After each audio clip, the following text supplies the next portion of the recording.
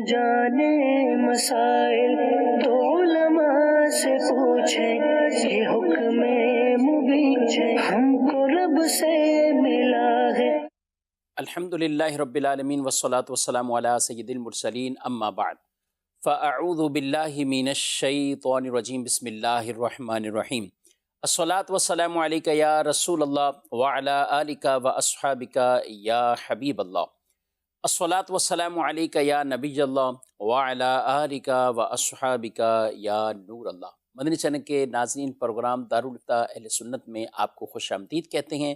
اللہ رب العالمین ہم سب کو علم دین سیکھ کر سمجھ کر اس پر عمل کرنے کی توفیق عطا فرمائے۔ ابتداً درود پاک کی فضیلت ہمارے پیارے نبی صلی اللہ علیہ وآلہ وسلم کا فرمان عظمت عالی شان ہے کہ قیامت کے دن 3 طرح کے اشخاص ایسے ہوں گے جنہیں اللہ اپنے عرش کا سایہ عطا فرمائے گا۔ ان میں سے پہلا شخص ارشاد فرمایا جو میرے کسی امتی کی پریشانی کو دور کرے، دوسرا وہ شخص جو میری سنت کو زندہ کرے، اور تیسرا وہ جو مجھ پر کثرت سے درود بھیجے۔ یہ 3 طرح کے خوش نصیب جو اس روایت اور حدیث میں بیان کیے گئے۔ دیگر اور بھی روایات ہیں جن کے اندر متعدد افراد اور ایسے اعمال کا ذکر ہے کہ جن کو بروز محشر اللہ رب العالمین اپنے عرش کا سایہ عطا فرمائے گا۔ اللہ مجھے آپ کو عمل کی توفیق عطا فرمائے، اپنے مسلمان بھائیوں کی پریشانیوں کو دور کرنے کی جہاں تک ہو سکے کوشش اس کی کریں، اور اس کے ساتھ ساتھ نبی پاک صلی اللہ علیہ وسلم کی سنتوں پر عمل کرنا، آپ صلی اللہ علیہ وسلم کی ذات اقدس پر کثرت سے درود بھیجنا، یہ اپنے معمولات میں شامل کر لینا چاہیے۔ صلو علی الحبیب صلی اللہ تعالی علی محمد صلی اللہ علیہ وآلہ وسلم۔ آج کے ہمارے اس پروگرام میں مفتی کفیل صاحب مہمان ہیں، آپ کو خوش آمدید کہتے ہیں۔ جزاک اللہ۔ بڑھتے ہیں سوالات کی طرف۔ میرا نام اظہر ہے۔ مفتی صاحب، میرا سوال یہ ہے کہ میں اور میرا دوست کئی سالوں سے ٹی وی اور اس سے ملتے جلتے الیکٹرانک آلات کا ریپیئرنگ کا کام کر رہے ہیں، کیا ان کے برے استعمال سے ان کا گناہ ہمیں ملے گا؟ جی، ٹی وی اور اس کے بسم اللہ الرحمن الرحیم۔ وہ آلات یا وہ چیزیں جن کا استعمال جائز بھی ہے ناجائز بھی ہے، ان کی مرمت کرنا جو ہے وہ جائز ہے، اس کی ریپیئرنگ میں شرعی اعتبار سے کوئی حرج نہیں ہے۔ ہاں البتہ جس کے لیے وہ ریپیئر کیا جا رہا ہے اور پتہ ہے کہ یہ شخص جو ہے وہ اسے گناہ میں استعمال کرتا ہے، تو اگر اس کی مدد کی نیت سے کوئی شخص یہ کام کرے گا تو اپنی اس بری نیت کی وجہ سے وہ گناہ گار ہوگا، لیکن پھر بھی بہرحال ریپیئرنگ کی جو اجرت ہے وہ جائز اور حلال ہی رہے گی۔ ٹھیک ہے، ان کو نیت یہ شامل نہیں رکھنی چاہیے۔ کیا نیت؟ جی، مطلب جائز استعمال مدنی چینل بھی ہے جی الحمدللہ، الحمدللہ۔ تو یہ اپنی نیت میں کیا رکھے؟ مطلب نیت میں بس یہ کہ بس ایک جو ہے وہ آلہ ہے، اس کا میں جو ہے وہ بنانے کے لیے یا اس کو جو ہے وہ جائز استعمال کے لیے جو ہے وہ میں اس کو ریپیئر کر کے دے رہا ہوں، تو فقط اتنی ہی نیت رکھ۔ ٹھیک ہے، مزید سوال۔ محمد ارسلان اتاری، مدینہ الاولیاء ملتان شریف سے بات کر رہا ہوں۔ دارالفتہ اہل سنت میں مفتی کفیل صاحب، آپ سے میرا یہ سوال ہے، ہم 4 رکعت کی نماز پڑھ رہے ہوں اور اتحیات پڑھنا بھول جاتے ہیں اور کھڑے ہو جاتے ہیں، تو ہمیں دوبارہ اتحیات پڑھنی ہوگی یا صرف سجدہ سہوی کرنا ہوگا؟ اس بارے میں کوئی رہنمائی فرما دیں۔ جی، نماز میں اتحیات پڑھنا قاعدہ اولیٰ میں واجب ہے، تو اتحیات پڑھنا بھول گیا یا ویسے بھی کوئی واجب جو ہے وہ کوئی شخص ادا کرنا بھول گیا تو اب اس کے اوپر سجدہ سہو لازم ہوتا ہے، تو لہٰذا سجدہ سہو کر لے گا تو دوبارہ اتحیات پڑھنا اس کے اوپر لازم نہیں رہے گا۔ تو اس صورت کے اندر بھی جب وہ اتحیات پڑھنا بھول گئے اور کھڑے ہو گئے تو اب آخر میں فقط سجدہ سہو کر لیں تو نماز ہو جائے گی، دوبارہ اتحیات پڑھنا ضروری نہیں ہے۔ اچھا، یہاں 2-3 طرح کے مسئلے ہوتے ہیں۔ بعض اوقات آدمی تھوڑا سا کھڑا ہو رہا ہوتا ہے، یاد آ جاتا ہے تو وہ بیٹھ جاتے ہیں۔ بعض ایسے ہیں کہ کافی زیادہ کھڑے ہونے کے بعد بھی بیٹھ جاتے ہیں، بعض پورا کھڑے ہو کر پھر بھی بیٹھ جاتے ہیں، تو ان میں مسئلے میں فرق پڑے گا؟ جی، جب بیٹھنے کے ہی قریب ہیں یا کھڑا نہیں ہوا، کھڑے ہونے کے قریب بھی نہیں ہے، ہلکا صحیح اٹھائے یاد آ گیا، تو اس صورت کے اندر دوبارہ بیٹھ کر وہ اپنے تحیات جو ہے وہ پڑھ سکتا ہے، اور اس صورت میں سجدہ سہو بھی لازم نہیں ہوگا جبکہ درمیان میں 3 سبحان اللہ کہنے کی مقدار وقفہ نہ آیا ہو۔ اور اگر جو ہے وہ کوئی شخص جو ہے وہ کھڑے ہونے کے قریب ہو گیا تو اب اس کے لیے حکم یہ ہے کہ وہ واپس نہ لوٹے بلکہ وہ مکمل کھڑا ہو جائے اور آخر میں سجدہ سہو کر لے۔ پھر بھی اگر کوئی شخص جو ہے وہ مکمل کھڑا نہیں ہوا تھا، کھڑے ہونے کے قریب تھا اور واپس آیا، تو اب اس صورت میں تحیات تو پڑھ لے مگر سجدہ سہو بھی اس کے اوپر لازم ہوگا۔ اور جو مکمل کھڑا ہو گیا تو اب اس کے لیے واپس لوٹ کر آنا جائز جو ہے وہ نہیں ہے، اس کے لیے حکم یہی ہے کہ وہ آخر میں ہی سجدہ سہو کر کے اپنی نماز کو مکمل کرے۔ مسجد میں شامل کرتے ہیں، کہتے ہیں کہ کیا بغیر وضو کے استغفار دروشی وغیرہ پڑھ سکتی ہیں خواتین؟ کوئی مسئلہ تو نہیں؟ جی ہاں، استغفار درود شریف وغیرہ بغیر وضو کے بھی پڑھ سکتی ہیں، حتیٰ کہ اگر کوئی شخص حافظ قرآن ہے تو بغیر وضو وہ قرآن کریم بھی جو ہے وہ پڑھ سکتا ہے۔ قرآن کریم کو چھونا بغیر وضو جائز نہیں ہے، بغیر چھوئے زبانی تلاوت کرنا جائز ہے۔ ہاں البتہ زیادہ اگر وظائف کی برکتیں حاصل کرنا چاہتے ہیں تو بہتر یہ ہے کہ باوضو ہو کر قبلہ رخ بیٹھ کر وظائف پڑھے جائیں۔ ایک اور میسیج یہ کہتے ہیں کہ جب لوگوں میں یہ ہے کہ واش روم وغیرہ جب جاتے ہیں تو سر پر کچھ نہ کچھ کپڑا ٹوپی وغیرہ یہ استعمال کرنی چاہیے، تو کیا کہتے ہیں؟ جی، آداب میں سے یہ ہے کہ بیت الخلاء جو ہے وہ ننگے سر نہ جایا جائے، تو یہ بالکل اچھی بات ہے اور بزرگوں نے آداب میں بھی اسے بیان کیا ہے، تو ننگے سر بیت الخلاء نہیں جانا چاہیے۔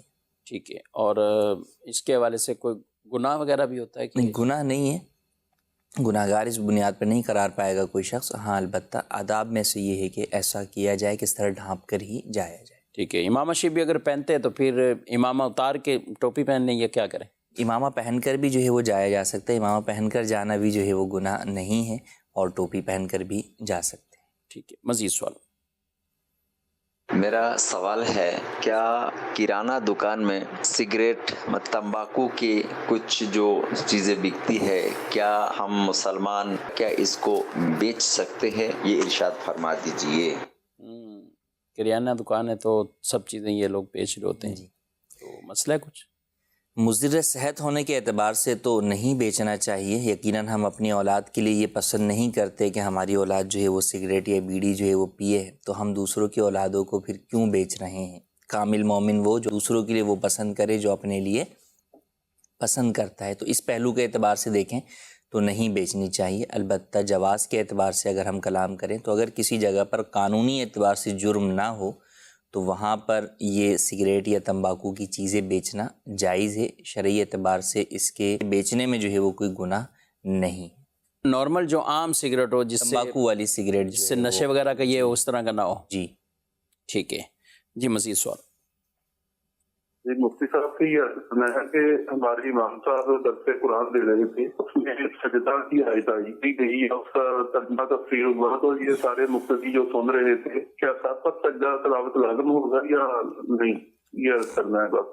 آیت سجدہ جو ہے وہ درس قرآن میں سنی یا آیت سجدہ کا ترجمہ سنا، دونوں ہی صورتوں میں سجدہ تلاوت جو ہے وہ لازم ہوگا۔ جن جن نے سنا سب کے اوپر جو ہے وہ لازم ہوگا، تو لہٰذا سب پر سجدہ تلاوت کرنا واجب ہوگا۔ تو انہوں نے دونوں چیزیں سنی ہیں، درس قرآن میں ترجمہ بھی سنا ہے اور یہ تو ہاں، اب اگر ایک ہی مجلس کے اندر سنا ہے تو اس صورت میں تو ایک ہی جو ہے وہ ہوگا، اور درس قرآن میں انڈرسٹوڈ سی بات ہے کہ بیٹھے ہوئے ہی ہیں، لیکن اگر مثال کے طور پہ امام صاحب نے جو ہے وہ ایک مرتبہ جو ہے وہ آیت طیبہ پڑھی اور یہ پانی پینے چلے گئے اور پھر واپس آئے اور اس وقت وہ ترجمہ جو ہے وہ بیان کر رہے تھے، یعنی ان کی مجلس چینج ہو جائے گی، ان کی اپنی مجلس چینج ہو گئی، تو اب اس صورت میں 2 مرتبہ جو ہے وہ سجدہ تلاوت ان کے اوپر لازم ہو۔ ٹھیک ہے، ایک مجلس میں ایک ہی آیت متعدد بار پڑھی جائے، سنی جائے تو ایک ہی ہوگا، ایک ہی سجدہ واجب ہوگا۔ ایک ہی سجدہ اس پہ کریں گے۔ کس ٹائم بیان اب شروع ہے تو کیا کریں گے؟ ہاں، بیان ختم ہونے کے بعد جو ہے وہ مکروہ وقت نہیں ہے تو اس کے اندر کر سکتے ہیں، اور سجدہ تلاوت کا طریقہ یہ کہ کھڑے ہو کر اللہ اکبر کہتے ہوئے ڈائریکٹ سجدے میں چلے جائیں، اور سجدہ کرنے کے بعد اللہ اکبر کہتے ہوئے دوبارہ کھڑے ہو جائیں۔ ٹھیک ہے، سوال تھوڑا سا دلچسپ بھی ہے۔ خیر، کہتے ہیں کہ مفتی صاحب میں جمعہ کی نماز ٹی وی پہ چل رہی ہو کہیں تو میں گھر پہ ہی ہوں تو جماعت سے پڑھ سکتا ہوں، کیونکہ میں معذور ہوں، فالج وغیرہ ہے، تو اللہ پاک آپ کو صحت دے، آپ کا جذبہ بھی ہے ماشاءاللہ، لیکن انہوں نے جو مسئلہ پوچھا اس میں آپ کیا کہیں گے؟ اللہ پاک شفا عطا فرمائے۔ جب یہ معذور ہیں تو اس صورت میں ان پر جمعہ واجب نہیں ہے، لہٰذا گھر پر اپنی نماز ظہر جو ہے وہ ادا کریں گے۔ کسی بھی نماز کی ابتدا جو ہے وہ ٹی وی کے اوپر جو ہے وہ نہیں کی جا سکتی. بہرحال جو ہے وہ مقام جو ہے وہ الگ الگ ہے، جدا جدا ہے. تو ایک مقام ہونا یہ ضروری ہے امامت اور اقتدا کے لیے، یعنی امام کی پیروی کرنے کے لیے. تو ایسا جو ہے وہ ہرگز نہیں کیا جا سکتا. ایسا ہوتا تو سبھی جو ہے وہ مکہ شریف کی جو ہے وہ نماز کے اوپر جو ہے وہ نماز پوری دنیا میں پڑھ رہے ہوتے ہیں. تو یہ درست نہیں ہے. اچھا، پھر آپ کے ہاں وہ نماز بھی آ رہی ہو، وہ وقت بھی ہو نماز کا، یہ بھی جو ہے وہ ضروری جو ہے وہ نہیں ہے. بہرحال ساری چیزیں پائی جائیں جب بھی اس بات کی اجازت نہیں ہے کہ اقتدا کے لیے امام اور مقتدی دونوں کا ایک محل ایک مقام ہونا یہ شرط ہے. چونکہ اس میں وہ شرط نہیں پائی جاتی تو لہٰذا یہ اقتدا درست نہیں ہے. ٹھیک ہے. کچھ عرصہ پہلے جب یہ کرونا کی وبا زیادہ تھی تو ایک چلی تھی آن لائن جماعت بھی، سب کام بھی آن لائن ہو رہے ہیں، بزنس ہو رہا ہے، پڑھائی ہو رہی ہے، اسکول بھی آن لائن، سب پڑھائی سلسلہ چل رہے ہیں، تو جماعت بھی آن لائن کر لیں. امام صاحب کہاں کھڑے ہوں، کہاں ہیں. فیضان مدینہ کراچی سے لائیو جماعت جا رہی ہے، تو اب کوئی کہاں سے اس کے ساتھ جو ہے وہ شامل ہو سکتا ہے. اور بھی تو شرائط ہے نا، امام آگے ہو اور مقتدی اس کے پیچھے ہوں، پیچھے یہاں جہاں مرضی ہے جس طرح مرضی ہے. تو یہ آن لائن جماعت کا تو کوئی تصور نہیں ہے. کچھ معذور کسی کا سہارا لے کر یا کوئی ان کو لے کے جاتا ہے، اب ظاہر ہے گھر پہ بھی رہتے ہیں اور دل بھی کر رہا ہوتا ہے کہ مسجد میں جمعہ کی نماز تو پڑھ لی جائے، تو ماشاءاللہ یہ بھی ایک جذبہ ہے. اگر وہ کسی کا سہارا لے کر یوں پہنچ آتے ہیں تو جمعہ تو ہو جائے گا ان کا.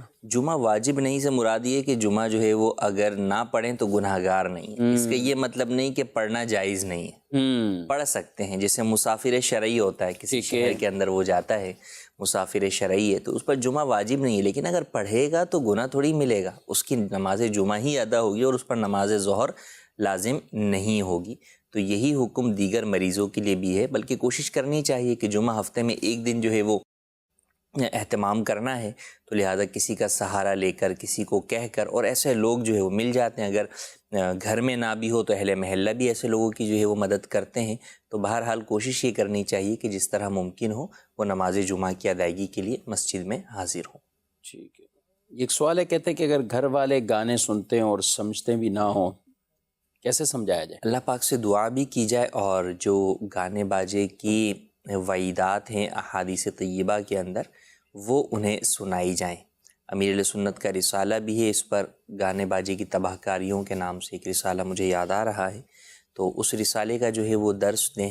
خود آپ کے ذریعے سے جو ہے وہ اگر نہیں سنتے یا آپ کی بات کو جو ہے وہ اہمیت نہیں دیتے تو کسی بڑے بزرگ کے ذریعے سے انہیں سمجھانے کی کوشش کی جائے. بس اوقات پیر صاحب ہوتے ہیں، ان کے کہنے سے جو ہے وہ فرق پڑ جاتا ہے. یا خاندان کے اندر ہی کوئی بڑے بزرگ ہیں، کوئی دادا ہیں، کوئی کسی کے تایا ہیں، ان کے کہنے سے فرق پڑتا ہے. تو یوں ان کو جو ہے وہ بتایا جائے. پھر آج کل لوگوں کے ذہنوں میں ایک یہ بڑا ہوتا ہے کہ کوئی ایسا عمل جس کی وجہ سے رزق میں تنگی کی صورت ہو تو لوگ اس کے اندر بڑا احتیاط کرتے ہیں کہ یار یہ کام نہیں کرنا کہ اس سے رزق میں جو ہے وہ بے برکتی ہے. تو یقیناً گناہ جو ہے وہ رزق میں بے برکتی جو ہے وہ لے کر آتے ہیں، اور گناہ جو ہے وہ تنگ دستی کے اسباب میں سے ایک سبب ہے. تو اس طرف بھی ان کی توجہ دلائی جائے کہ ہمارے گھر میں جو آفات، پریشانیاں یا رزق کی تنگی ہے اس کا سبب جو ہے وہ یہ گانے باجے بھی ہو سکتے ہیں. تو اس طرف توجہ دلائی جائے تو انشاءاللہ ممکن ہے کہ اس رزق کی تنگی کے خوف سے بھی بعض لوگ جو ہے وہ گناہوں سے باز آ جاتے ہیں. ٹھیک ہے. سوال ایک اور ہے، کہتے ہیں معذور شخص اگر سجدہ نہ کر سکے تو کیا کھڑے ہو کر کیا کرے، قیام کرے، کیا کرے؟ جی، سجدہ نہ کر سکنا ایک یہ ہے کہ زمین پر سجدہ نہیں کر سکتا، اور ایک یہ ہے کہ زمین پر تو سجدہ نہیں کر سکتا لیکن زمین سے بلند 12 انگل یعنی تقریباً 9 انچ اونچی کوئی ڈیسک وغیرہ رکھ کر اس پر بھی سجدہ نہیں کر سکتا. تو ایسا شخص جو ہے وہ سجدہ حقیقی سے معذور قرار پاتا ہے. ایسے شخص کے لیے سجدے کا اشارے کی اجازت ہو جاتی ہے، سجدے کا اشارہ اسے کافی ہوتا ہے. اب وہ سجدے کا اشارہ چاہے کھڑے ہو کر کرے، چاہے بیٹھ کر کرے، جیسے اس کے لیے آسانی. اور جس پر سے سجدہ حقیقی ساکت ہو جاتا ہے، سجدے اشارے والے سجدے کی اسے اجازت ہو جاتی، اس پر سے قیام جو کہ فرض ہے وہ بھی ساکت ہو جاتا ہے، وہ بھی ختم ہو جاتا ہے. تو وہ بیٹھ کر اپنی نماز ادا کر سکتا ہے. سجدے کا اشارہ میں پیٹھ نہیں جھکائی جاتی بلکہ جو ہے وہ فقط جو ہے وہ سر سے اشارہ کیا جاتا ہے. اور جب بیٹھ کر جو ہے وہ نماز ادا کرے گا تو رکوع کا اشارہ ہوگا وہ سجدے کے مقابلے میں تھوڑا کم ہوگا اور سجدے کا تھوڑا زیادہ ہوگا. مثال کے طور پہ یوں بالکل سیدھے بیٹھے میں تو اب رکوع کا یوں کیا تو سجدے کا جو ہے وہ مزید تھوڑا سا سر اور ڈاؤن جو ہے وہ کیا. یہ فرق رکھنا ضروری ہے کہ رکوع اور سجدے کے اشارے میں فرق ہو کہ سجدے کا اشارہ رکوع سے زیادہ ڈاؤن ہونا چاہیے.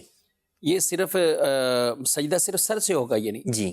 اگر جیسے اس میں کچھ ایسے ہوتے ہیں افراد کے وہ کہتے ہیں کہ ہم یاد نہیں رکھ پاتے سر سے نا، اب یہ کیا ہوا، یہ کیا کتنا کیا، تو اس کو یاد رکھنے کے لیے وہ تھوڑا سا یوں اور یوں جھکنے کی استطاعت ہے، اگر وہ اس طرح کر لیتے ہیں کیا کہیں گے؟ کر لیتے ہیں تو بھی سجدہ تو جو ہے وہ ادا ہو جائے گا، کیونکہ بہرحال جب وہ کمر کے ساتھ جھکیں گے تو بھی جو سر ہے وہ ڈاؤن زیادہ ہی جو ہے وہ ہوگا، تو اس اعتبار سے سجدہ ادا ہو جائے گا. البتہ جو اس کے اوپر لازم ہے یا جو اس کا جو طریقہ ہے وہ یہ سر ہے کہ وہ سر کے اشارے سے ہی جو ہے وہ سجدہ کرے گا. کیا عورت جمعہ گھر میں پڑھ سکتی؟ عورت کے لیے بھی یہی حکم ہے کہ عورت جمعہ تو چونکہ اس کے اوپر اولاً تو واجب نہیں ہے، دوسرا جو ہے وہ مقام جدا جدا ہیں تو وہ اقتداء کر نہیں سکتی. بغیر اقتداء کے جمعہ جو ہے وہ ہوتا نہیں ہے، جمعہ جماعت کے بغیر نہیں ہوتا، تو لہٰذا عورت نماز ظہر ہی ادا کرے گی اور اس کے 4 فرض بما سنن و نوافل ادا کرے گی. ظہر کی نماز پڑھیں گی جی. تو ان کے لیے کوئی خاص حکم ہوتا ہے ظہر کس ٹائم پڑھیں، یعنی جمعے کا انتظار کر کے پڑھیں یا کس ٹائم پڑھیں؟ عام نمازوں میں تو عورتوں کے لیے یہ حکم ہے کہ وہ مرد کی جو ہے وہ فجر کے علاوہ دیگر نمازوں کے اندر مردوں کی مسجد میں جماعت ہونے کے بعد جو ہے وہ نمازیں ادا کریں. فجر میں یہ حکم ہے کہ یہ مردوں کی جماعت سے پہلے ہی اندھیرے میں ہی اپنی نماز ادا کر لیں. ٹھیک ہے. خواتین کی طرف سے ایک یہ بھی سوال آتا ہے کہ خطبہ جمعہ بھی ہم پہ سننا ہے، کیونکہ آواز سے جمعے کے خطبے کی تو آ رہی ہوتی ہے، لاؤڈ سپیکر پہ چل رہا ہوتا ہے. خطبہ جمعہ سننا ان کے اوپر واجب نہیں ہے. یہ خطبہ جمعہ کا جو سننا ہے وہ اس پر واجب ہے جو سننے کے لیے حاضر ہوا ہے. تو جو لوگ مسجد کے اندر سننے کے لیے حاضر ہوئے ہیں ان پر واجب ہے. مسئلہ کے اعتبار سے ہے کہ اذان اول سن کر سعی الجمعہ واجب ہے کہ جمعے کی طرف جو ہے وہ بندہ پیش قدمی شروع کرے اور تیاری کرے اور بڑھے جمعے کی طرف. تو یہ بھی عورتوں پر واجب نہیں ہے کیونکہ ان کے اوپر جمعہ واجب نہیں ہے. یہ انہی پر واجب ہے جن پر جمعہ واجب ہے. ٹھیک ہے. جن پر جمعہ واجب ہے وہی جو ہے وہ اس کی تیاری شروع کریں گے اور وہ سارے کام کاج چھوڑ دیں گے.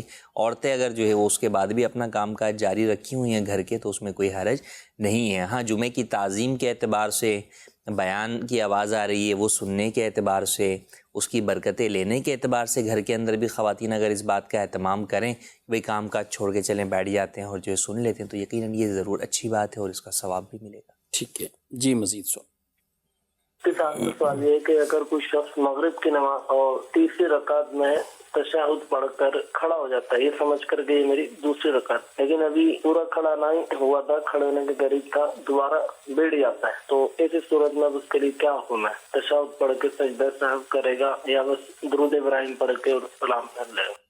ٹھیک ہے. مغرب کی نماز آخری قاعدہ کر بھی لیا، پڑھ بھی لیا، لیکن دوسری سمجھ کے پھر کھڑا ہوگا. 3 رکعتیں اگر جو ہے وہ پہنی پڑھ لی اس نے اور اب جو ہے وہ کھڑا ہو گیا تو جب تک چوتھی رکعت کا سجدہ نہیں کیا تو واپس جو ہے وہ پلٹ آئے اور اپنا سجدہ سہو کر کے اپنی نماز کو مکمل کر لے.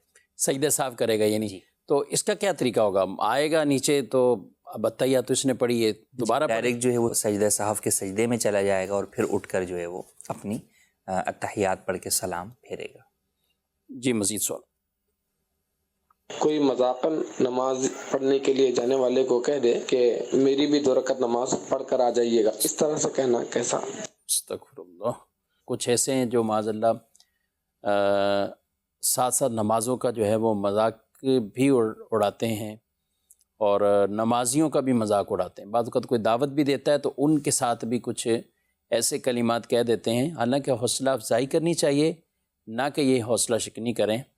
تو یہ جو کہہ رہے ہیں کہ میری بھی پڑھتے ہیں نا، نماز کی توہین کرنا یقیناً یہ انسان کو دائرہ اسلام سے خارج کر دیتا ہے. نماز جو ہے وہ اسلام کے بنیادی ارکان میں سے ایک رکن ہے اور ستون ہے دین کا، اور اس کی پابندی ہر مسلمان کے اوپر لازم ہے 5 وقت کی نماز. تو یوں نماز کی جو ہے وہ توہین کے اعتبار سے یہ کہنا یا اس کو اپنے اوپر جو ہے وہ فرض و واجب نہ جانتے ہوئے یوں مزاحن کہنا، یہ جو ہے وہ کلمہ کفر ہے. اس سے بچنا ضروری ہے. کہنے والے پر توبہ، تجدید ایمان اور تجدید نکاح بھی لازم ہے اگر وہ شادی شدہ ہے. تو نماز کے لیے جو دعوت دیتے ہیں ان کی حوصلہ افزائی کیے بغیر حوصلہ شکنی کرنا اور ان کا ساتھ مذاق اڑانا، یہ بھی بڑا ایک مسئلہ ہوتا ہے. اور بعض ملازمین کی طرف سے بھی بیچارے دکھ سے یہ بیان کرتے ہیں کہ اب 2-4 اور بھی کام کرنے والے ہیں تو اور ان میں ایک نماز پڑھتا ہے بالفرض، تو اب وہ اس کو بہت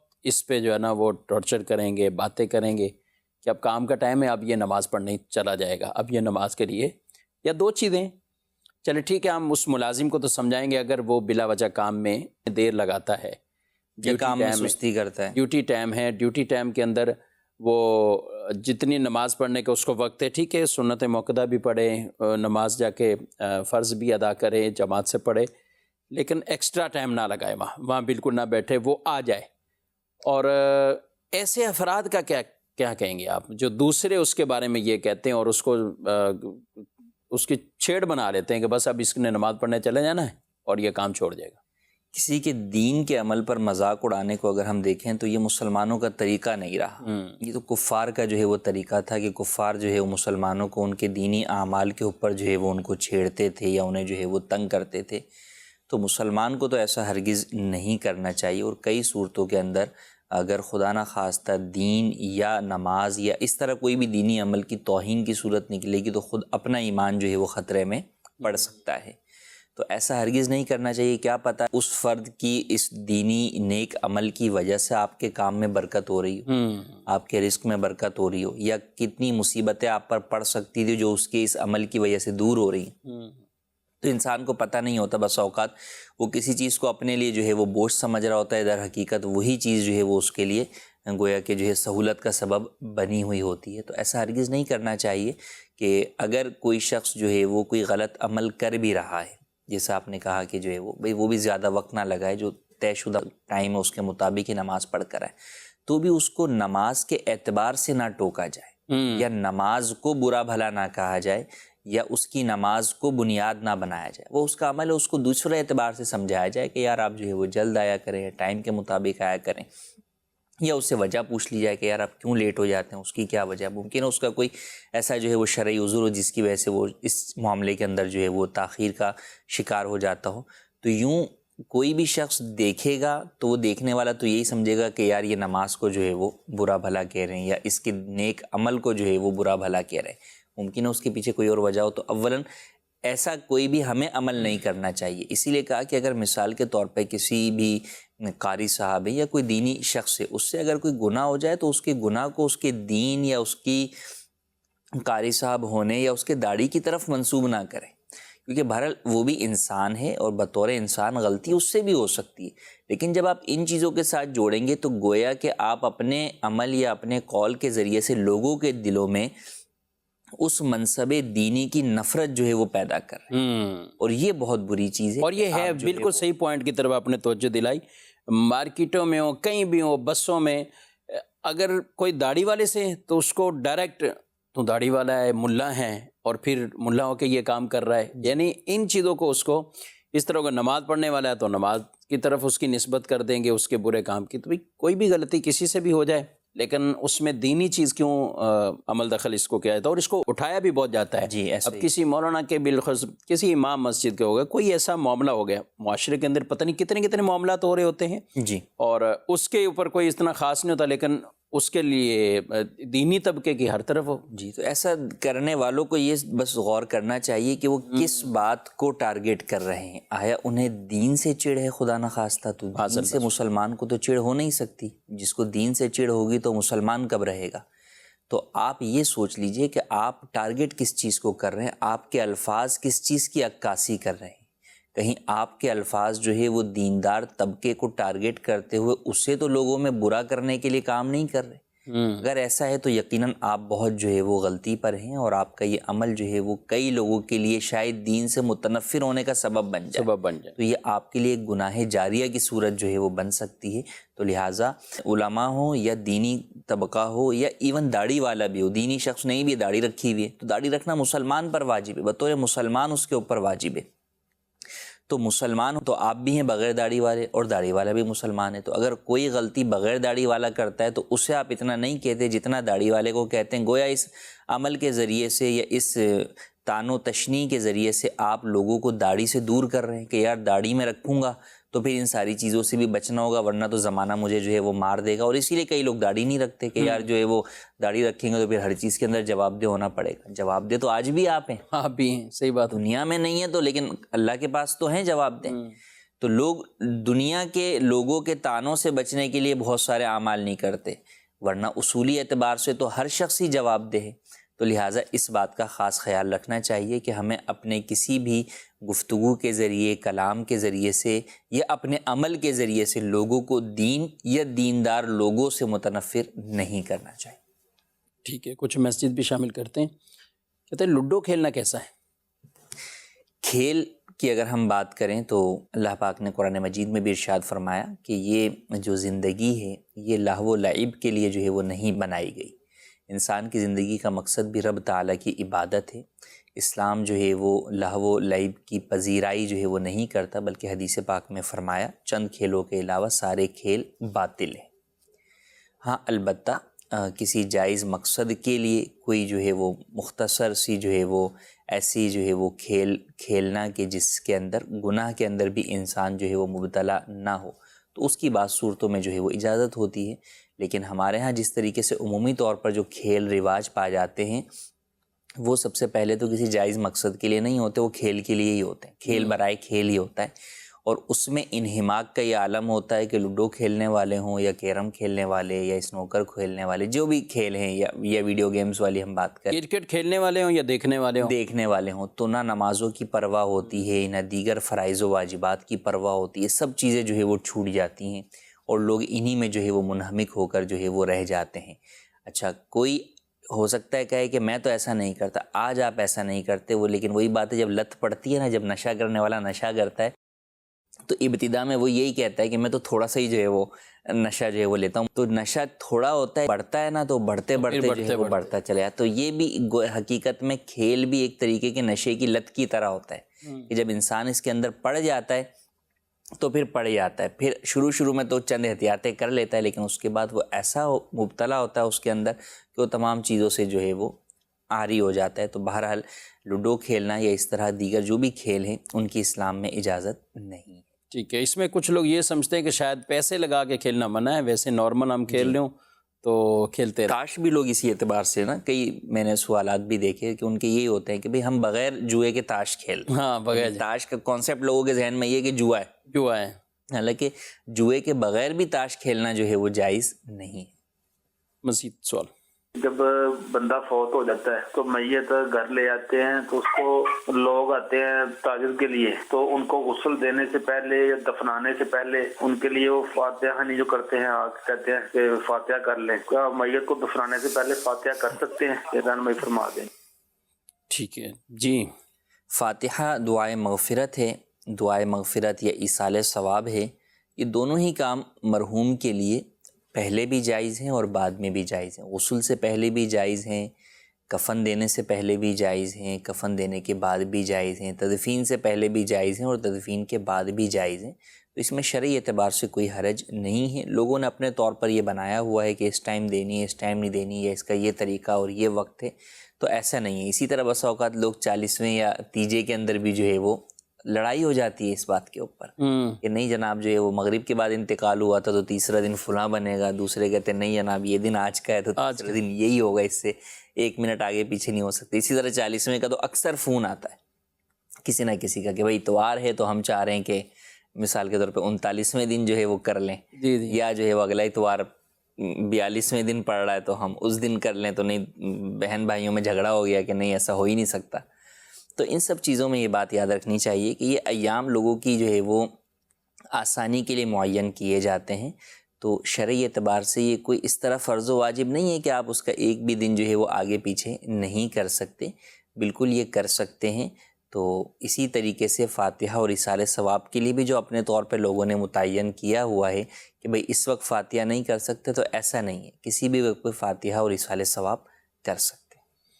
ٹھیک ہے, صحیح آپ فرما رہے ہیں کہ یہ بعض اوقات چیزیں ناراضگی, اور اس طور پر یہ تو میں نے خود سنا ہے کہ یعنی جو فاتحہ کر رہا ہوں نا تو کہتے نہیں ابھی تو فاتحہ نہیں ہو سکتی, تدفین نہیں ہوئی ابھی. اچھا کچھ ایسے ہوتے ہیں کہ جو واقعی جنازے میں نہیں رہ سکتے، یا اب آپ انتقال ہوا ہے، رات کو ہوا ہے، جنازہ صبح ہے، انہوں نے چلے جانا ہے. جی عجیب ہے کہ سب کے سامنے ان بیچاروں کو یہ کہہ دینا، وہ بھی بیچارے پریشان ہوتے ہیں کہ فاتحہ کریں کیا کریں. تعزیت کر لی انہوں نے اور آ کر دعائیں مغفرت کر رہے ہیں تو اچھی بات ہے، جتنی بھی میت کے لیے دعائیں ہوں. اسی طرح قرآن پاک کو پڑھنے سے بھی منع کرتے ہیں، بھی ابھی غسل نہیں دیا ہوا، تو کیا کہیں گے آپ؟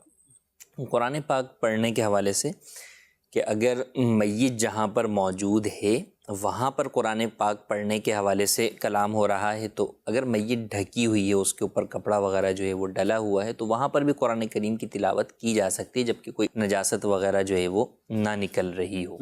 بس اوقات ایسا ہوتا ہے کہ خون وغیرہ نکل رہا ہوتا ہے، تو پھر وہاں پر بچنا چاہیے. اور اگر میت جو ہے وہ کھلی ہوئی ہے، جو کہ عموماً ہوتا نہیں، تو پھر منع ہوگا کہ بہرحال ایک قول کے مطابق میت جو ہے وہ نجاست کے حکم میں ہوتی ہے، تو اس اعتبار سے وہاں پر قرب نجاست میں قرآن کریم کی تلاوت منع ہوتی ہے. لیکن جب ڈھکی ہوئی ہے تو وہاں پر تلاوت کی جا سکتی ہے. اور عموماً ہمارے یہاں جہاں میت رکھی ہوتی ہے وہاں پر وہ پڑھا بھی نہیں جا رہا ہوتا قرآن کریم، عموماً کہیں اور ہی جو ہے وہ اہتمام جو ہے وہ ہوتا ہے، تو اس میں تو کسی بھی قسم کی کوئی قباحت جو ہے وہ نہیں ہے، قرآن کریم کی تلاوت بالکل کر سکتے. ٹھیک، مزید سوال. مفتی صاحب سے میرا سوال یہ ہے کہ جب کوئی فوت ہو جاتا ہے تو ہمارے یہاں ایسے ہوتا ہے کہ اگلے دن ہی اس کا کل خوانی کا ختم کروایا جاتا ہے، جس کے لیے باقاعدہ اعلان بھی کر دیا جاتا ہے مسجد میں کہ مرحوم کا کل خوانی کا ختم کل صبح 9 بجے ادا کیا جائے گا. اس طرح اسی دن ہی فوتگی والے دن ہی یہ اعلان کر دیا جاتا ہے. تو کیا یہ ختم کروانا کل خوانی کا، جس میں لوگ آتے ہیں کل شریف پڑھتے ہیں اور ختم پڑھا جاتا ہے، کیا یہ کروانا جائز ہے؟ اس کے اگلے دن ہی کروا دیا جاتا ہے، اس کے متعلق شرعی رہنمائی فرما دیجیے. اچھا، یہ بھی شاید دنوں کی وجہ سے کنفیوز ہیں. جی اور چونکہ ہمارے یہاں یہ بھی کہا جاتا ہے کہ تیجا ہے تو تیسرے دن ہو، جی، سوئم بھی تیسرے دن ہو، تو کیا کہیں گے؟ تو یہ بھی وہی جیسے ابھی ہم نے عرض کیا کہ دن لوگوں کی آسانی کے لیے اس کی تعیین کی جاتی ہے. کل خوانی یا سویم یا تیجے کی فاتحہ دوسرے دن بھی ہو سکتی ہے، تیسرے دن بھی ہو سکتی ہے، اور چوتھے دن بھی جو ہے وہ ہو سکتی ہے. تو اس میں شرعی اعتبار سے جو ہے وہ کوئی پابندی نہیں ہے کہ تیسرے دن ہی ہونا جو ہے وہ ضروری ہے، ایسا نہیں ہے، بلکہ سہولت کے اعتبار سے اسے آگے پیچھے کر سکتے ہیں. ٹھیک ہے. تیجا، 10واں، 40واں، برسی، یہ سب اصال ثواب ہیں کہ اس کے ذریعے سے فاتحہ، کچھ قرآن شریف پڑھ کر، اور اگر کوئی اہتمام بھی ہوتا ہے تو وہ کھلا کر، بالخصوص تیجے کا جو کھانا ہوتا ہے غربا کو تقسیم کر کے، یہ بھی ایک ثواب کا ذریعہ ہے. تو یہ جو اس طرح کے ایونٹ اس کو کہہ لیں یا لوگوں نے دنوں کو مخصوص کیا ہوا ہے، تو اپنے مرحومین کو یاد رکھنے کے لیے اور ان کو بطور خاص اصال ثواب کرنے کے لیے. تیجے کو ہی اصال ثواب کریں گے تو ہوگا، ورنہ نہیں ہوگا، ایسا کچھ نہیں. اہل سنت میں بالکل یہ واضح طور پر ہمارے علماء نے کتابوں میں بھی اور بیان بھی یہ کیا ہے، جب بھی کریں آپ اصال ثواب یہ مرحوم کو پہنچے گا. لیکن دن خاص کرنے کا مقصد صرف اور صرف لوگوں کو آسانی سے اس میں پہنچ جانا، اس میں شرکت کر لینا اور اس محفل میں بیٹھ جانا، یہ اس وجہ سے ہوتا ہے. ورنہ اگر کوئی کہے کہ بھی دن ہی خاص نہیں کر سکتے، تو میرا سوال یہی ہوگا آپ سے کہ آپ کے یہاں شادی کی بھی کچھ رسومات بھی ہیں، کیوں کفیل صاحب، بچوں کی سالگرہ بھی ہیں، دیگر یہ ساری چیزیں ہیں، تو کیا دن خاص نہیں کرتے؟ اس میں آپ بھی دن خاص کریں گے، دن بتائیں گے، ورنہ ایسے ہی اعلان کر دیں کسی نہ کسی دن کسی نہ کسی ہال میں آ جائیں، شادی ہوگی تو کیا ہوگا پھر کفیل صاحب؟ کون شرکت کرے گا اس میں؟ یقیناً ایسا ہی ہے کہ پھر جو ہے وہ سبھی ڈھونڈ رہے ہوں گے کس دن ہے، یا پھر روزانہ کوئی آپ کے گھر پہ پہنچا ہوا، روزانہ نہیں پہنچے گا، بھائی آپ نے دن تو خاص نہیں کیا. تو یہ کچھ شرعی تخصیص یا تعیین نہیں ہے جس کو بنیاد بنا کر بعض اس کو کہتے ہیں کہ یہ انہوں نے چونکہ لازم کر لیا تو اس لیے یہ ہے جائز نہیں، تو یہ ان کی غلط فہمی ہے. چلے کچھ میسیجز بھی شامل کرتے ہیں. یہ کہہ رہے ہیں کہ سورہ ناس اگر وتر کی پہلی رکعت میں پڑھ لی تو نماز کا اعادہ کریں؟ نہیں، نماز کا اعادہ جو ہے وہ نہیں کریں گے، بلکہ اگلی 2 رکعت کے اندر بھی یہی جو ہے وہ سورت پڑھیں گے. اگلی 2 رکعتوں میں بھی یہی پڑھ لیں، اور کبھی بھی ایسا ہو جائے تو یہی کرنا آگے چاہیے. بھی جو ہے وہ یہی پڑھیں گے. اب اگر بعض یہ پیچھے سے شروع کر دیتے ہیں تو یہ اس میں کیا ہوگا؟ آپ سورہ ناس پڑھ لی پہلی میں، تو اب دوسری میں سورہ فلق یا سورہ اخلاص نہیں پڑھ سکتے، کہ یہ الٹا قرآن پڑھنا، خلاف ترتیب قرآن پڑھنا جو ہے وہ پایا جائے گا، اور الٹا قرآن پڑھنا قصدن یہ جائز نہیں. اچھا، ایک سوال یہ کہتے ہیں داڑھی رکھنا تو سنت ہے، اس کو ضروری، اس کو واجب کیوں کہا جاتا ہے؟ اور دیکھیں، یوں تو نبی کریم صلی اللہ تعالیٰ علیہ وآلہ وسلم کے عمل مبارک سے فرض بھی حضور کے عمل سے ثابت ہے، اسی طریقے سے وتر واجب کی ہم بات کریں تو وہ بھی حضور کے عمل سے ہی ثابت ہے، تو یوں سنت سے ہی ثابت ہے۔ لیکن فقہا جو ہے وہ جب اس کی آگے تقسیم فرماتے ہیں تو اس میں دیکھا جاتا ہے کہ اس کا ثابت ہونا کس اعتبار سے ہے، کن دلائل سے ہے، اور آگے اس کا شرعی حکم کیا ہے۔ تو بعض چیزیں فرض ہوتی ہیں، بعض چیزیں جو ہے وہ واجب قرار پاتی ہیں، بعض چیزیں سنت موقدہ ہوتی ہیں، بعض سنت غیر موقدہ ہوتی ہیں، بعض جو ہے پھر مستحب ہوتی ہیں۔ تو اسی طرح اگرچہ ثابت جو ہے وہ سنت سے ہے داڑھی، لیکن شرعی اعتبار سے اس کا حکم جو ہے وہ احکام کی درجہ بندی میں وہ وجوب کی حیثیت رکھتا ہے، تو یوں واجب ہے، اور اس کے دلائل جو ہے وہ کتب فقہ کے اندر موجود ہیں۔ امام اہل سنت کا رسالہ اس موضوع پر ایک بہت ہی شاندار ہے، لمعۃ الضحیٰ فی اعفاء اللحیٰ کے نام سے، داڑھی کے متعلق وجوب سے متعلق پورا ایک رسالہ سید اعلی حضرت مجدد دین و ملت امام احمد رضا خان علیہ رحمۃ الرحمن نے لکھا ہے، جو کہ فتاوی رضویہ میں بھی موجود ہے۔ ورنہ عید کی نماز کو بھی سنت، کئی اور چیزیں بھی جن کو سنت کو بھی کہا جاتا ہے، لیکن ان کا حکم در حقیقت واجب والا ہوتا ہے، واجب والا ہوتا ہے۔ 3 بار کوئی طلاق دے دیتا ہے بیوی کو، اور پھر اس کے بعد کہا جاتا ہے کہ 60 لوگوں کو کھانا کھلاؤ۔ عجیب ہے، یہ کہاں کہا جاتا ہے اور کون اس طرح کے حال یہ بتا دیتا ہے؟ 3 طلاقوں کے بعد ایسا کیا ممکن ہے؟ اگر کوئی شخص اپنی مدخولہ بیوی کو 3 طلاقیں دے دے تو اس کے بعد جو ہے وہ کسی بھی طرح اس کے لیے وہ حلال نہیں ہوگی سوائے جو ہے وہ حلال شرعی کے۔ تو یہ جو لوگوں میں بہت زیادہ جو ہے وہ اس طرح کی باتیں پھیلی ہوئی ہیں، اور چونکہ دارالفتہ اہل سنت کے اندر ہم ہوتے ہیں اور اکثر مسائل طلاق کے آتے ہیں، تو کئی لوگوں میں اس طرح کی باتیں طلاق سے متعلق پھیلی ہوئی ہیں کہ 3 طلاقیں ایک وقت میں ایک ہی ہوتی ہیں، 3 نہیں ہوتی، یا حاملہ کو طلاق نہیں ہوتی، یا جناب اس کے بعد اتنے جو ہے وہ مسکینوں کو کھانا کھلا دیں۔ تو یاد رکھیے، یہ بھی کہتے ہیں 90 دن کے اندر اندر واپسی لے لیا، واپس لے لیں، طرح طرح کی مشہور کی ہوئی باتیں۔ ان باتوں کی کوئی حقیقت نہیں ہے، قرآن و حدیث میں کہیں بھی یہ باتیں جو ہے وہ نہیں لکھی ہوئی ہیں، اور طلاق کا مسئلہ چونکہ قرآن کا مسئلہ ہے، احادیث طیبہ کا معاملہ ہے، تو یہ وہیں سے ہی بیان ہوگا۔ تو یہ لوگوں میں افواہوں کے طور پر چیزیں پھیلی ہوئی ہیں۔ اگر 60 مسکینوں والا مسئلہ ہوتا تو جناب ہر جو ہے وہ امیر آدمی جو ہے وہ اپنی بیوی کو طلاق دیتا رہے اور جو ہے وہ کھلاتا رہے، تو 3 طلاق کے بعد کوئی کروڑوں روپے بھی صدقہ کر دے تو بھی اس کی بیوی جو ہے وہ شرعی طور پہ حلال اس کے لیے نہیں ہوگی، نہیں ہوتی۔ تو لہٰذا یہ ہرگز جو ہے وہ نہ سمجھا جائے اور نہ ہی اس کے اوپر عمل کیا جائے۔ یا 2 طرح کی چیزیں ہونی چاہیے، ایک تو یہ کہ طلاق سے پہلے ہی علماء مفتیان کرام سے مشورہ کرنا چاہیے، اور اگر طلاق دے دیے تو اب بھی علماء اور مفتیان کرام سے اس کا حکم شرعی پوچھے نہ کہ یہ ادھر کوئی دکان والے، ٹھیلے والا، کوئی وہ مولانا یا فلاں نمازی ہے اس سے پوچھ لیا۔ بڑے افسوس کی بات ہے، میرے پاس پچھلے دنوں کوئی مسئلہ لے کے آیا کفیل صاحب، تو یہ کہہ رہے ہیں کہ مجھے کسی مولانا نے کہا ہے کہ چونکہ آپ نے حق مہر نہیں دیا تھا تو طلاق کیسے ہوگی؟ بھائی حق مہر نہیں دیا تو میں نے کہا اب آپ پہ لازم ہو چکا ہے، دے دیں آپ۔ تو طلاق اگر دی ہے تو اب حق مہر بھی جتنا تھا اس کا پورا کا پورا اس کو وہ ادا کریں، لیکن یہ کوئی اس میں شرط نہیں ہے کہ حق مہر نہیں دیا، یا اور بھی کئی پورا ٹاپک ہے پورا تفصیلی، اس میں بعض لوگ آ کے پھر طرح طرح کے عذر بنا کر اور یہ سمجھتے ہیں کہ یہ رشتہ شاید ہمارے لیے حلال ہو جائے گا جب 3 بار باقاعدہ طلاقیں ہوگی۔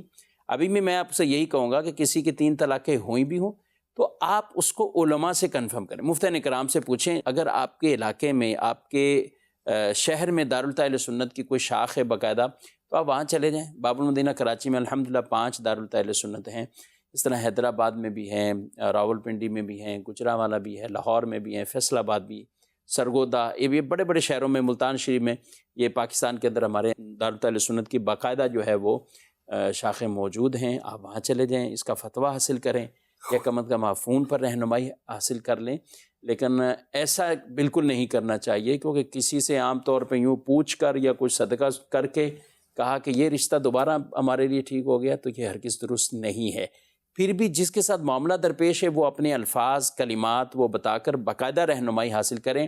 عام آدمی کو رہنمائی دینے کی اجازت ہی نہیں شرعی طور پر، تو لہذا کسی کے کلمات بھی سن کر خود اس کو گائیڈ کرنا اور پھر الٹا گائیڈ کر دینا، یعنی حرام کو حلال کر دینا، حلال کو حرام کر دینا، تو یہ دونوں چیزیں غلط ہیں۔ علماء سے مربوط رہیں گے، پوچھیں گے، تو یہ مسائل ہمارے دینی طور پر، شرعی طور پر وہ درست طریقے سے ہم ان پر عمل کر پائیں گے۔ اللہ پاک ہمیں علم دین کی دولت عطا فرمائے، اور جب بھی کوئی مسئلہ اس طرح کا ہو جائے تو اس کو علماء اور مفتیان کرام سے باقاعدہ فتویٰ لے کر، پوچھ کر، پھر اپنی اس رہنمائی کے مطابق عمل کرنا چاہیے۔ اللہ پاک عمل کی توفیق عطا فرمائے، آمین بجاہ نبی الامین صلی اللہ علیہ وآلہ وسلم۔ جانے مسائل تو علماء से पूछें ये हुक्म मुबीन हमको रब से मिला है।